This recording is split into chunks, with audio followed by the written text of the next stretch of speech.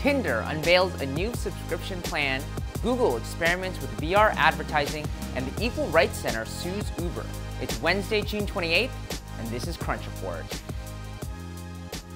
Tinder is testing a new service called Tinder Gold, which will be an upgrade available to both existing Tinder Plus subscribers as well as free users. It will include all the features currently available in Tinder Plus, as well as something new called Likes You, which is a way to see users who have already swiped right on your profile. That way you don't have to swipe through a whole bunch of profiles in the hopes of getting a match, because you already know who's interested.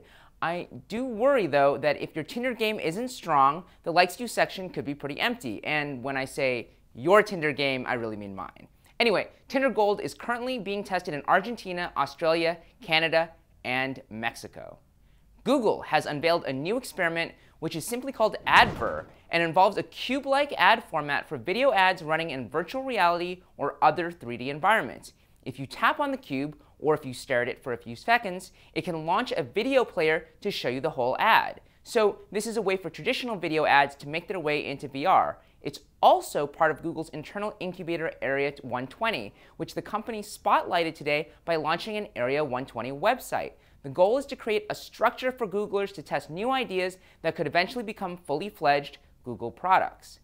The Equal Rights Center is suing Uber for allegedly denying equal access to people with disabilities. The ERC says that Uber has chosen not to include wheelchair-accessible cars as an option in its standard UberX fleet of vehicles, and that Uber excludes people who use wheelchairs in Washington, D.C.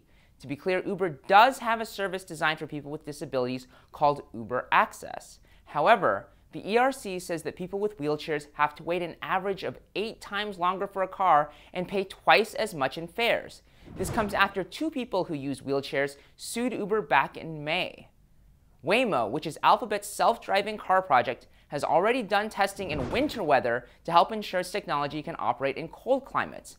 Now it's taking its new Chrysler Pacificas on the road for a test trip to the desert to see how they run in extreme heat. Specifically, Waymo is going to Death Valley, one of the hottest places in the world. Temperatures have reached highs that can melt tires, particularly around the July 4th weekend.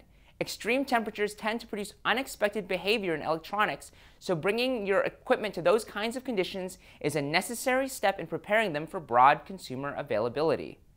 Binary Capital, the San Francisco-based early-stage fund whose co-founder, Justin Caldbeck, resigned this past Sunday, is for all practical purposes shutting down.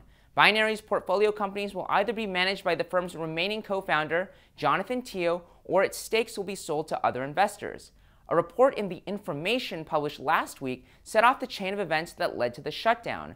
The report included a number of stories about Caldbeck making unwanted advances toward women with whom he worked or who were seeking funding from Binary.